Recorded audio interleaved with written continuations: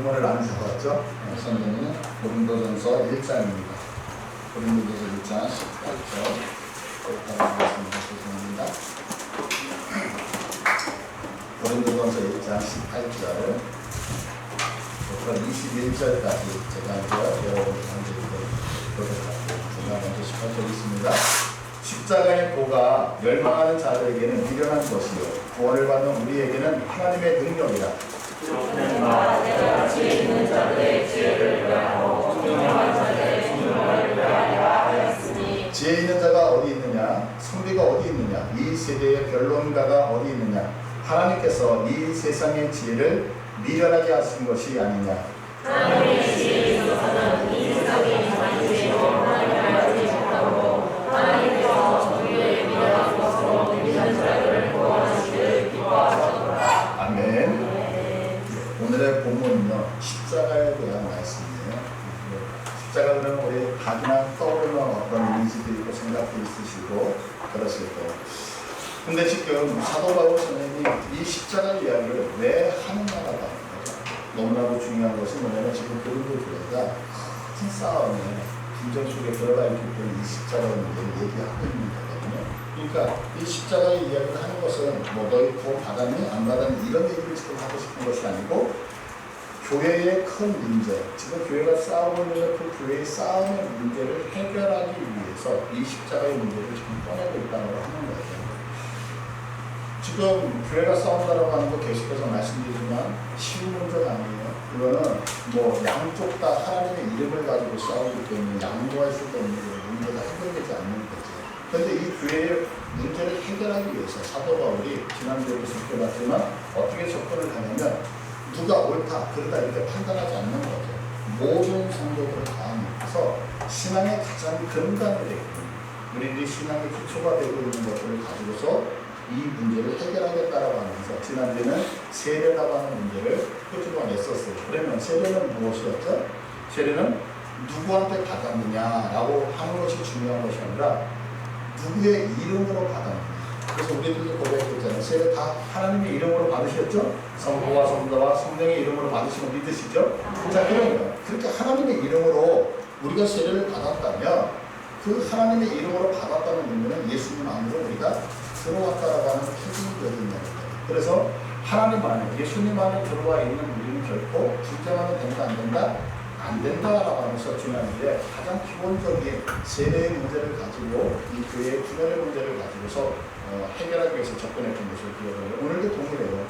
너희가 십자가, 우리가 다 십자가를 믿는단 말이에요. 그 십자가를 근거로 하고 있거든요. 이 십자가라고 하는 것을 깨닫는다면 절대 교회는 분열할 수 없고 싸울 수 없다라고 하는 것이 사도적으로 움직이거든요. 그러면 십자가가 어떤 것인지 한번 우리가 이 시간에 살펴보려고 해요. 우리들이 신앙생활을 하면서 조금 오해하는 것도 있어요. 믿음의 생활을 하면서 우리가 집중하지 않으면 그 부분에 더 깊이 생각하지 않으면 조금 오해하여서 우리가 믿음이라고 하는 것, 신앙을 받아들이는 것이 있는데 그게 뭐냐면 내가 무엇인가를 열심히 하는 거예요. 내가 수고를 하는 거예요.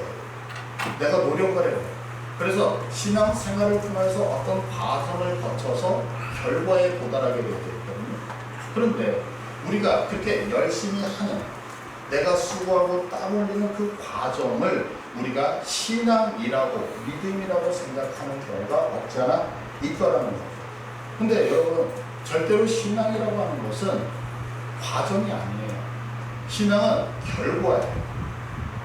조금 어려울 수도 있는데 결국에는 뭐냐면 신앙은 내가 무엇을 했느냐보다 훨씬 더 중요한 것이 뭐냐면 내가 누구 안으로 들어갔느냐라고 하는 것이 신앙이라는 거예요. 그런데 우리는 누구 안으로 들어갔느냐라고 하는 이 결과를 신앙으로 여기기보다는 내가 그 안으로 들어가기 위한 과정을 신앙이고 믿음이라고 생각하는 경우가 없지 않아 많이 있더라는 거예요. 이게 이제 우리들이 신앙생활할 때 큰 오류일 수 있는 거거든요. 제가 이제 전도사 때 일이었어요. 그날 이제 수요일이었는데요. 그러니까 수요일 예배를 다 드리고 나서 새로운 어떤 가족이 있었는데 그 가족이 예배를 오시지 않는 거예요. 그래서 저녁 예배가 다 마쳐진 다음에 이제 신강동을 채워서 그 가정에 제가 신방을 가서 예배를 드린 적이 있어요. 예배를 드리고 있는데 갑자기 예배 중간에 찬송하는 가운데 검은색 눈동자가 사라지고 그 흰자가 쑥 올라오는 거예요. 그래서 이분이 찬양을 하는데 목소리가 갑자기 여자분이신데 여자분의 그 목소리가 변해서 애기 목소리로 눈이 확 바뀌는 거예요. 갑자기 예배를 드리다가 찬송을 하다가 얼마나 당황을 하고 무서웠는지. 그래서 제가 배웠던 게 있잖아요. 나사렛 예수 이름으로 나가. 나사렛 예수 이름으로 나가. 그랬더니 그분이 갑자기 하는 게 어떻게 알았지? 제가 이제 이런 것이 연속으로 경험했던 첫 번째 사건이었거든요. 그러고 나서 되게 많은 시간이 흘러가면서 수많은 영적 체험을 하게 되었어요. 그래서 정말 많은 분들에게 어떤 기도도 했고요. 지금도 멀리서 또 기도를 받기 위해서 오시는 분도 없잖아요.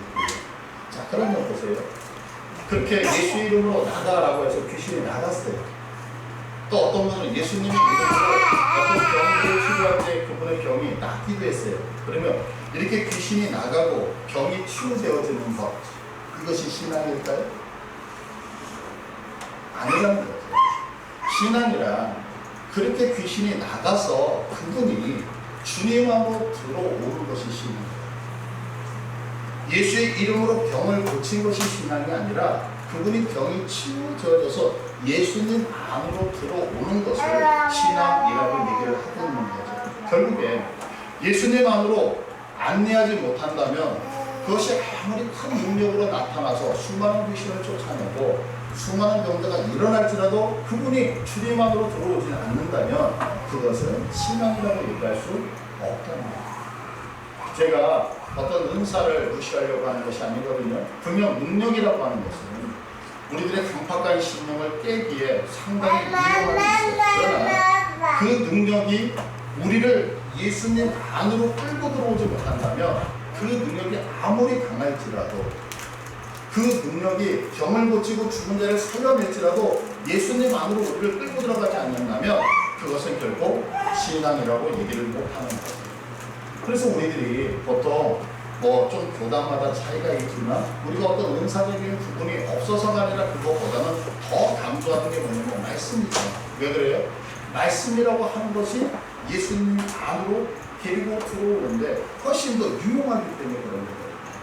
그러니까 우리가 능력을 통하여 능력이 있음에도 불구하고 그를 예수 안으로 들어오지 못한다면 또 결국에 말씀이 있는데도 말씀이 예수 안으로 우리를 끌고 들어오지 못한다면 그것은 신앙이라고 얘기할 수 없다라고 하는 것입니다. 요한복음 한번 보겠습니다. 요한복음 6장 26절을 한번 볼까요? 요한복음 6장 26절을 보시면 예수께서 대답하여 이르시되 내가 진실로 진실로 너희에게 이르노니 너희가 나를 찾는 것은 표적을 본 까닭이 아니요 떡을 먹고 배를 까닭이로다. 썩을 양식을 위하여 일하지 말고 영생하도록 있는 양식을 위하여 하라. 이 양식은 인자가 너희에게 주리니 인자는 아버지 하나님께서 인치신 자니라. 지금 이 말씀은요 우리가 잘 알고 있는 오병이어의 기적이 있고 난 다음에 하시는 말씀이거든요. 자, 오병이어로 인해서 수많은 사람들 5,000명 이상이 주님이 주시는 대로 떡을 먹었어요. 그러니까 그 사람들이 예수님을 찾아다니는 거예요. 근데 예수님은 그 베세다 언덕에 계시지 않고 갈릴리 건너편으로 걸어가고 넘어가셨거든요. 사람들이 찾다가 그 갈릴리 건너편에서 예수님을 발견하게 돼요. 그러니까 그들이 예수님에게 묻는 게 뭐냐면 예수님 언제 여기 오셨습니까? 라고 물어봐요.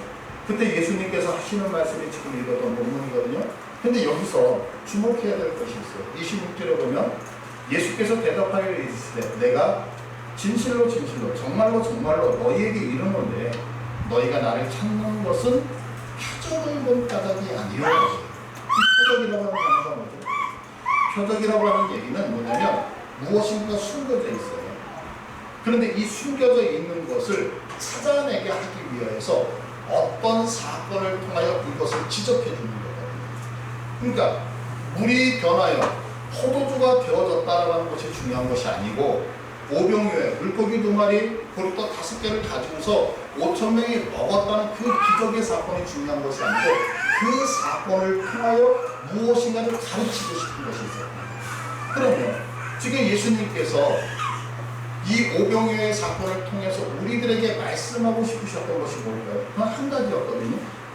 내가 누구지 아니? 나는 하늘에서 내려온 생명의 떡, 너희들에게 참된 생명을 줄 수 있는 나 메시아 예수 그리스도다. 이것을 전하고 싶었던 거거든요. 근데 성경을 보니까 이 표적을 무엇하지 않았다고요? 표적을 본까닭이 아니에요.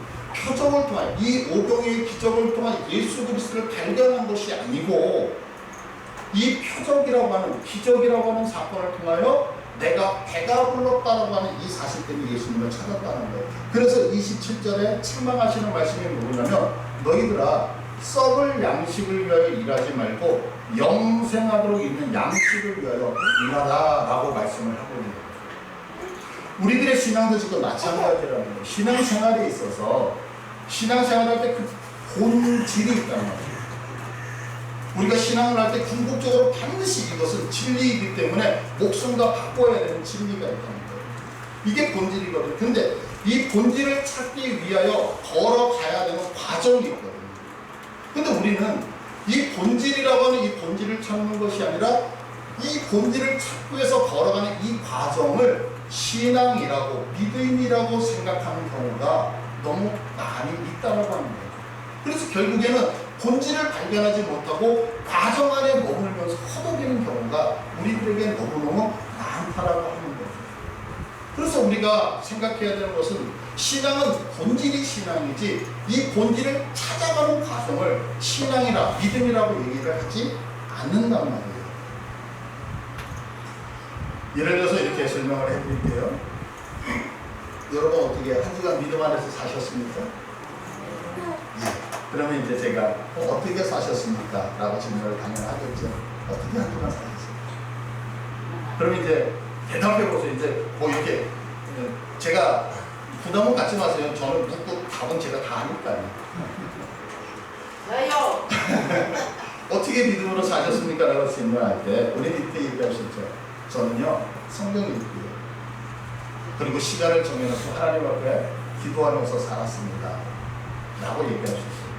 근데 여러분들 하나님 이게 정말 맞는 말일까요?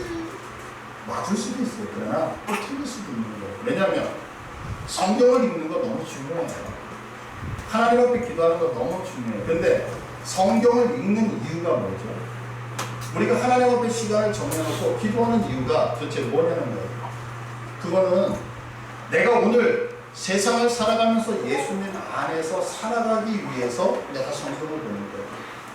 내가 세상 속에서 살면서 세상 사람들에게 휩쓸리지 않냐고 믿음을 지키기 위해서 내가 하나님 앞에 기도하면서 살아가는 거예요.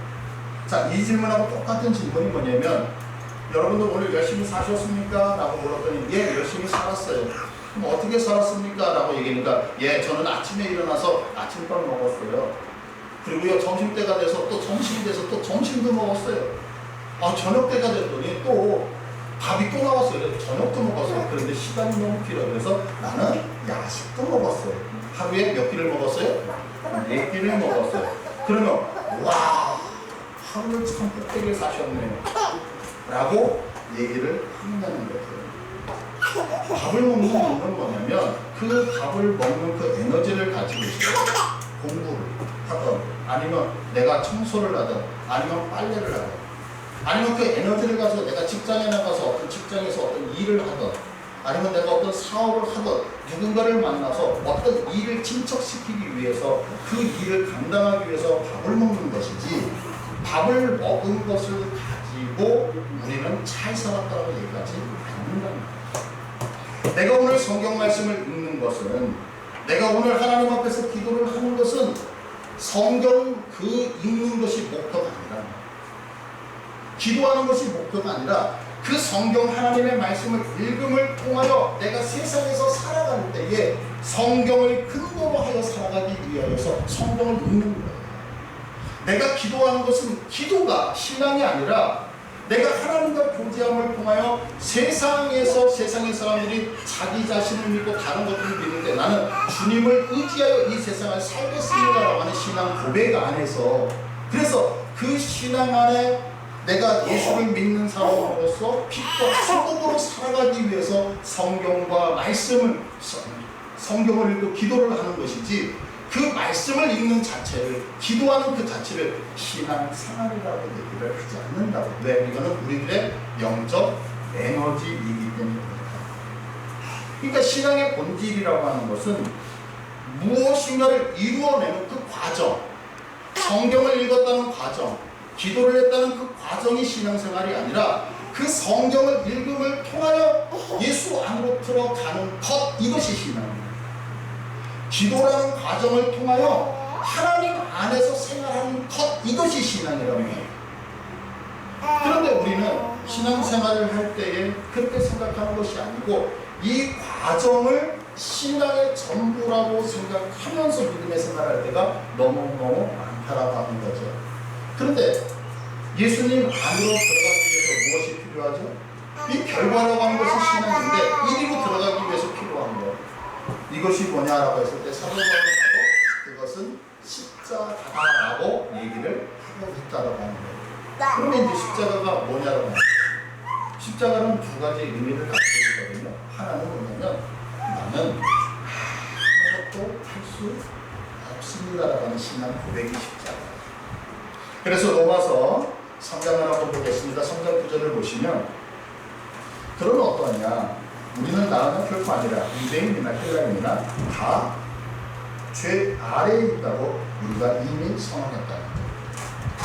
10절에 보시면 기록된다. 의인은 없다니 하나도 없고, 그래서 11절에 깨닫는 자도 없고 하나님을 찾는 자도 없고, 12절에 보니까 다 치우쳐 함께 무익하게 되고 선을 행하는 자가 없나니 하나도 없도다. 그러면서 18절로 건너뛸게요. 18절로 가시면 18절에 뭐라고 얘기하냐면 그들의 눈앞에 하나님을 두려워함이 없다는 거예요. 그리고 20절로 가니까 그러므로 율법의 행위로 그의 앞에 의롭다 하시는 모든 육체가 있더라 없더라 하나도 없더라. 그러니까 지금 로마서 3장에서 지금 말하고 있는 얘기는 뭐냐면 딱 하나, 십자가를 설명하는데 십자가는 우리가 할 수 있는 게 아무것도 없다는 거예요. 그럼 왜 아무것도 할 수 없느냐? 우리가 죄인이기 때문에. 그러면 죄라고 하는 게 뭘까요, 여러분?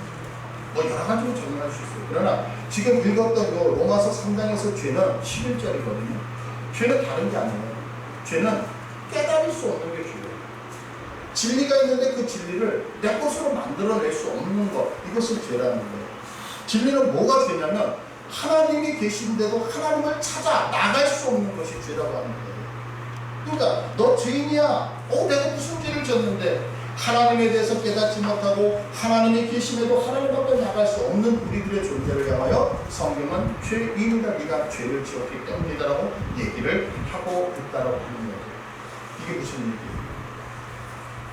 결코 우리의 실력, 우리의 노력, 우리가 무엇인가를 함을 통하여서 하나님 앞에 설 수 있는 자가 이 땅에 존재하느냐?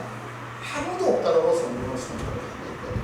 그러니까 여기 서 있는 목사도 십자가 없이는 하나님 앞에 나갈 수 없는 것이고, 여기 계신 여러분 모든 분들도 십자가 없이는 하나님 나갈 수 있을까요? 없을까요? 없다는 거예요. 그래서 나나 너나 여기 있는 세상의 모든 자들은 내 수고와 노력을 가지고 하나님 앞에 나갈 수 있더라 없더라? 나갈 수 없다라고 하는 것이 십자가의 첫 번째 의미거든요. 또 두 번째 의미는 뭐냐면 계속해서 21절에 보니까 이제는 율법 외에 하나님의 한 의가 나타났으니, 하나님의 의로우심이 뭔가로 하나님 나타났는데 22절 곧 예수 그리스도를 믿음으로 말미암아 모든 믿는 자에게 이르시는 하나님의 의고, 이것은 그 누구에게도 차별이 없다라고 얘기해요. 그러면서 23절 모든 사람이 죄를 범하였는데, 죄를 범했다는 게 뭐예요? 하나님을 깨달을 수도 없고 모든 사람이 하나님 앞에 나갈 수도 없었는데, 그래서 하나님의 영광이 이르지 못했다는 거예요. 근데 24절에 다 같이 읽어볼게요. 시작. 그리스도 예수 안에 있는 성령으로 말미암아 하나님의 은혜로 값없이 그리스도 예수 안에 있는 성령으로, 예수 안에 있는 십자가로 말미암아 하나님의 은혜로 값없이 의롭다 하심을 얻었다는 거예요. 그래서 어떻게 됐어요? 내가 이제는 하나님 앞에 나가게 됐다는 거예요. 이제는 그 십자가를 통하여 하나님이 누구이신지를 깨닫게 되어졌다는 거예요. 그 십자가가 나를 하나님의 존전으로, 그 십자가가 하나님의 말씀을 깨닫고 그분이 누구인지를 알아갈 수 있도록 해 주었다라고. 그러니까 이 십자가라고 하는 것은 뭐냐면 내 어떤 수고, 노력, 실력과는 전혀 상관이 없이, 무슨 말이에요? 내가 전혀 자랑할 것이 없이 누구의 은혜로? 그분의 은혜로 하나님 앞에 나왔다는 거예요. 그래서 오늘 성경은 바울은 이 십자가를 어떻게 표현하고 있느냐면 고린도전서 1장 18절, 오늘 본문으로 다시 들어오시면 이렇게 설명하고 있는 거예요. 1장 18절 다 같이 읽으시면 시작. 십자가의 도가 멸망한 자들에게 일어난 것이었고 구원을 받는 우리에게는 하나님의 능력이라. 십자가를 뭐라고? 십자가는 하나님의 능력이래. 왜? 내가 한 것이 하나도 없는데 그런데도 불구하고 내가 지금 하나님을 알아가고 있고 내가 한 것이 아무것도 없는데 내가 지금 하나님의 존재 앞에 설 수 있는 영광스러운 자가 되어졌기 때문에 이것은 하나님의 능력이라고 하는 거예요. 그래서 우리는 이 십자가를 얘기할 때에 한마디로 은혜로다. 그래서 이 십자가를 생각할 때 보면 내가 한 것이 없기 때문에 은혜로다. 예, 무조건적으로 나에게 주어졌기 때문이지. 한 두 달 전이었던 것 같아요. 어떤 분이, 어떤 집사님이 제게 와서 상담을 요청을 해주셨어요. 그래서 목사님, 제가 상담을 하니까 맛있는 거 너무 먹었습니다. 그래서 삼겹살을 사주셨어요. 삼겹살을 먹고, 커피숍에 가서 이야기를 하기 시작했어요. 근데 그분이 무엇을 하시냐면 도시락 사업을 하시는 거예요. 그래서 코로나 시대에 비대면으로 오니까 회사 같은 거 이렇게 납품을 받아서 도시락을 날마다 싸서 납품을 한다고. 근데 새벽서부터 밤늦게까지 일을 하는 거예요. 왜냐면 도시락을 그냥 밥만 하는 게 아니라 간단히 만들어서 해야 되니까 아주 새벽 일찍 써서 식당 하는 거 못지않게 더 힘들 수 있는 그런 것 같아요. 근데 아시는 것처럼 코로나 시대를 거쳐오면서 물가가 많이 올랐잖아요.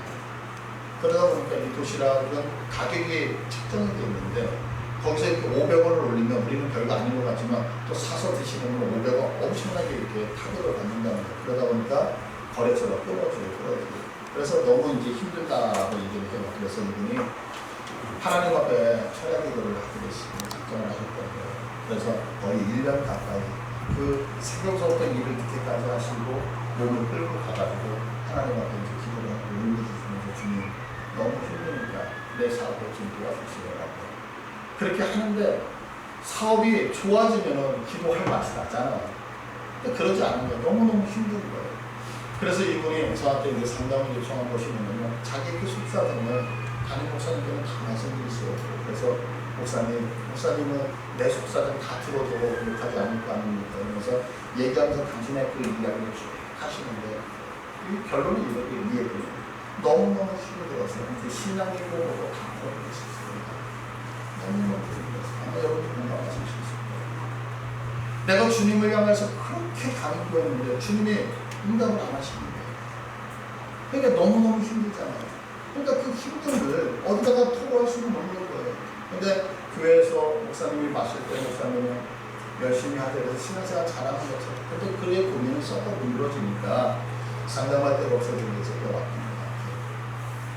그래서 그 이야기를 제가 다 듣고 이제 요점은 이거잖아요. 새벽부터 나가서 열심히 일하다가 찬양을 기도해야 되니까 얼마나 힘들어요. 제가 이렇게 상담을 해드렸어요.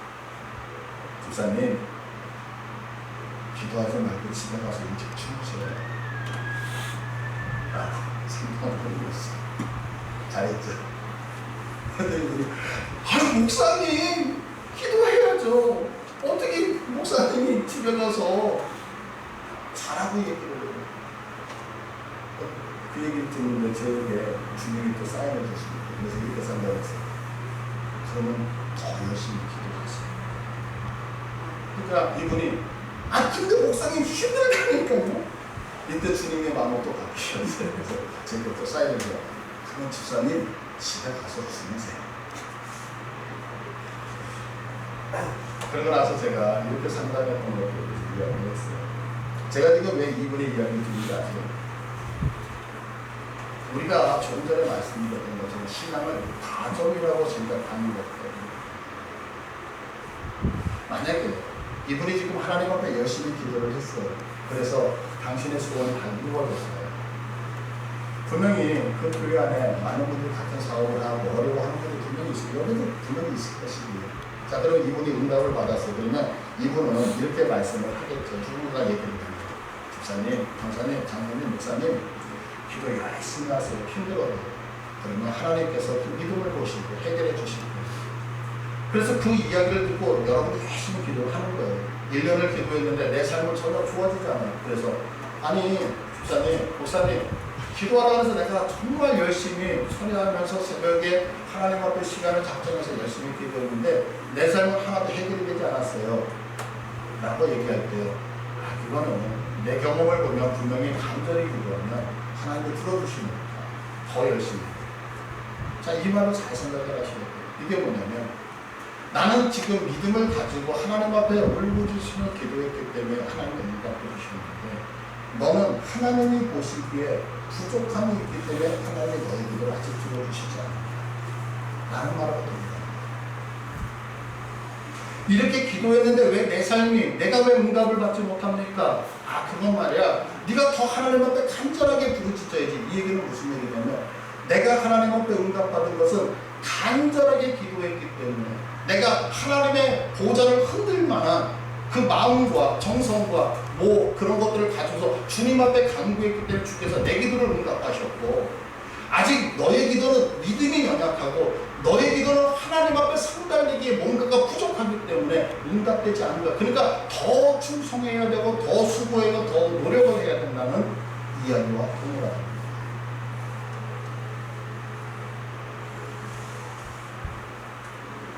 제가 청년 때 청년의 시간을 보내면서 가장 많이 당황했던 부분은 바로 이 부분이거든요. 모든 것을 나의 수고, 나의 노력에 기인한 그 과정에서 이미 평가가 이루어지기 때문에 우리 한국말은 끝까지 들어야 된다는 말이 있잖아.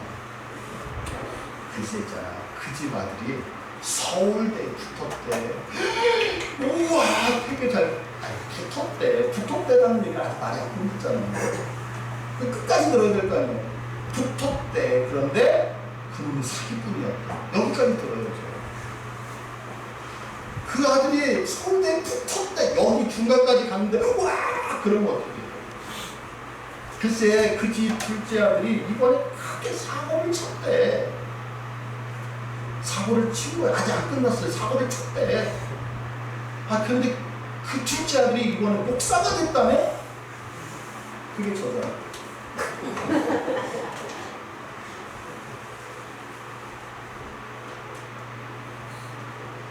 지난주에 우리 장로님하고 청년들이 이렇게 차를 마시면서 소개하는 시간이 있었어요. 그러니까 그때 이름을 얘기할 수 없어요. 범문이라고요. 이 아이가 자기를 소개를 하는데 수면 바지가 변화해요. 수면 바지가 변화. 이게 무슨 얘기냐면 우리 친구가 교회를 왔어요. 주일날 11시에 왔는데 수면 바지를 입는 거예요. 수면 바지에 슬리퍼를 신고 예배를 참석하는 대담. 근데 이 시간이 지나면서 믿음이 자라기 시작한 거예요. 그러니까 자기 소개를 어떻게 했냐면 수면 바지가 변화요. 이제 멀쩡한 옷을 입고 다닌다고 그래서 소개를 하는 그런 모습을 봤어요. 근데 어제 제가 참 마음이 답답해요. 저도 2시에 한다고 말씀드렸잖아요. 저 아이가 전도를 하기 위해서 걸어오면서 걸어왔어요. 1시간을 걸었어요. 그래서 나가서 열심히 전도를 했어요. 그리고 이제 전도지를 묻히시고 하는데 전도지가 한 장이 나왔는데 한 장이 남았는데 말을 시켰는데 대꾸가 없어요. 뭐 하라고 했더니 여기 길 앞에서 이러고 있는 거예요. 저게 뭘까? 나중에 알았어요. 저도 이 물티슈 전도지를 다 나눠줬는데 딱 하나가 남은 거예요. 전도지가 하나가 남았는데 자기 마음에 이 하나를 아무에게나 줄 수가 없는 거예요. 그래서 이 전도지를 하나를 가지고 탁 끊고 주고 이 전도지를 갖는 이 한 명은 내가 끌어올 수 있게 해주세요. 그래서 이거를 주지를 못하고 사람을 찾기 시작을 합니다. 그래서 왜 안 주냐 그러니까 이거는 히든 카드. 골라서 줘야 되는데. 그래서 이제 사람을 찾기 시작하는 거예요. 근데 저쪽에서 젊은 그 청년이, 이제 여자 청년이 이렇게 오는 거예요. 여기서 이제 보는 거예요. 줄 찬스를. 그래 딱 보니까 저 친구하고 눈이 마주쳤나 봐. 저 친구가 오다가 돌아서 도망가. 그러니까 간절히 이렇게 됐는데 도망가니까 뻥뻥거리다가 아내랑 쫓아가더라고요. 쫓아갔는데 거절을 당했어요. 이건 아닌가 보네요. 그래 다시 기도를 했던 거예요. 수면 바지 입고 왔을 때 이미 평가를 했다. 그 간절함이 있었거든요. 지금 고린도 교회의 싸움이 일어난 이유가 무엇이냐면 바로 나만 아름다운 결과를 만들어낼 수 있는 자격이 있다고 얘기를 합니다. 이 교회에서 내가 수고해야지 교회가 되고, 이 교회에서 내가 뭐 해야지만 이 교회가 분위기 되어지지 니네들이 뭐 하겠어요? 라고 하는 이 문제 때문에 지금 고린도 교회가 큰 분열 속에 들어갔거든요. 근데 정말 그래요. 오늘 성경 보면 19절을 보시면 이렇게 써요. 기록된 바 내가 지혜 있는 자들의 지혜를 멸하고 총명한 자들의 총명을 폐하리라. 아니 이거 말 안 되는 거죠. 우리는 이 지혜라고 하는 것을 가지고 세상을 살아갈 거고 승리할 거라고 생각하고, 총명을 가지고 우리는 세상을 이기며 살아갈 거라고 얘기하는데, 성경은 뭐냐면 지혜 있는 자들의 지혜를 하나님께서 멸하시고 그들의 총명을 다 없이 여기겠다는 거예요. 우리는 지혜 있는 자들이 성공할 거라고 수없이 생각하잖아요. 그래서 어려서부터 어떻게 아이들을 조기 교육을 시켜야 된다, 외국어를 시켜야 된다, 그래서 아이들한테 계속해서 시키잖아요. 왜요? 이 땅에서 생존 경쟁 속에서 우리가 성공하기 위해서는 어떻게 해야 돼요? 제가 언젠가도 말했죠. 최소한 이 땅을 살아가면서 성공하기 위해서는 영어 하나만큼은 자유자재로 쓸 수 있어야 된다고 생각하기 때문에 열심히 조기 교육 시키잖아요. 그런데 여러분도 생각해 보세요. 그러면 영어를 그렇게 잘하는 미국에는 거지가 없습니다. 그런데 제가 미국을 가보지는 않았지만 그런 얘기를 보니까 미국에는 그렇게 영어를 유창하게 하는 거지가 그렇게 많아요. 그렇게 영어를 잘하는데 왜 그렇게 가난하게 살까요? 우리가 생각하는 거와 하나님의 생각이 다르다고 하는 거죠. 오늘 우리가 이 자리까지 오게 된 것은 십자가가 이루어놓은 기적 때문인 거 여러분 믿으십니까? 네. 그래서 우리 성도들이 이 십자가의 기적을 믿는다면 우리가 사용할 수 있는 단어는 이 땅에서 두 가지밖에 없는 거예요. 하나는 감사, 하나는 용서. 왜요? 내가 이루었다면, 내가 어떤 수고를 하여서 이 결과물이 주어졌다면, 있잖아, 내가 열심히 전도하니까 이렇게 돼, 내가 열심히 목회하니까 이렇게 돼, 내가 열심히 공부하니까 이렇게 되어졌다고 자랑할 수 있을 거예요. 근데 여러분들 지금 고백과 같이 내가 이루어놓은 것이 내 수고와 노력에 의해서 만들어진 것이 아니라 하나님이 허락하셨다면 우리는 자랑할 수 없는 것이 아무것도 없어요. 그래서 내가 갖고 있는 것들을 수없이 찾아봐도, 아무리 둘러봐도 내가 이루어놓은 것이 없는데 내 삶을 보면 너무너무 풍족하니까 나에게 나올 수 있는 것은 하나, 감사밖에 없다. 내가 이루어놓은 것이 있다면, 야, 인생은 그렇게 살면 안 되는 거야. 나처럼 살아야지 성공하지. 만약에 내 수고와 노력에 의해서 무엇인가가 주어졌다고 한다면, 야, 그건 잘못된 거거든, 이게 옳은 거거든 라고 판단을 할 거란 말이야. 그런데 내가 이루어놓은 것이 아무것도 없잖아요. 예수 그리스도의 그 십자가 사건에 의해서 내게 모든 것이 주어졌다는 말이에요. 이거 정말 믿으십니까? 그러면 내가 이루어놓은 것이 없기 때문에 우리는 남의 허물을 보면서 너 그거 잘못된 거야, 이렇게 해야 돼, 저렇게 해야 돼 지적하는 것이 아니라 나도 혹시 저렇게 잘못되지 않을까라고 하면서 그를 용서할 수밖에 없다. 바로 고린도 교회의 싸움을 보면서 바울이 그 해결책으로 지금 십자가를 제시하는 미덕이 이거죠. 우리가 지금 가진 모든 것들, 내가 누리고 있는 이 모든 것들이 나의 열심과 나의 수고와 나의 땀 흘림과 내가 무엇인가를 했기 때문이 아니라 너희들이 갖고 있는 모든 것들은 다 어떻게 주어졌는지 아니? 너희들 위해서 목숨 바치신 예수님의 십자가 때문에 너희들에게 주어지지 않았느냐? 이거 얘기하고 있는 거예요. 너희들이 갖고 있는 모든 것들, 너희들을 사랑하시는 예수님의 십자가 사건으로 인하여 주어졌다면 너희들이 어떻게 해? 무엇인가를 가졌다, 무엇인가 조금 높다라고 해서 자랑하면 안 되고 비판할 수 있거든요. 절대 그럴 수 없다라고 사도 바울이 여러분들 이 십자가의 공로 앞에서 누가 감히 내 자신을 드러낼 수 있겠어요? 그래서 우리는 이 십자가 앞에 설 때에 내가 드릴 수 있는 고백은 뭐지? 내가 드리는 모든 것, 내가 가진 모든 주님이 허락하셨습니다. 그래서 우리가 그분에게 드릴 수 있는 말은 단 한마디밖에 없지 않겠어요? 주님 고맙습니다. 주님 감사합니다. 이 고백이 있을 때에 우리는 서로 잘남이 아니라 서로를 보완해 주면서 주의 나라를 이시고 분명히 같은 곳에서 살 수 있습니다. 그래서 사도 바울은 이 십자가를 드러내면서 주를 거룩한 신앙의 분간의 십자가라고 하면 차려 있는 것은 잘못이다라고 지적을 하고 있다는 거죠. 여러분, 십자가가 나에게 모든 걸 허락하신 적 있습니까? 네. 그 십자가의 영광만 주님 앞에 올려드리고 조금 더 겸손하게 엎드릴 수 있도록 축복합니다. 네.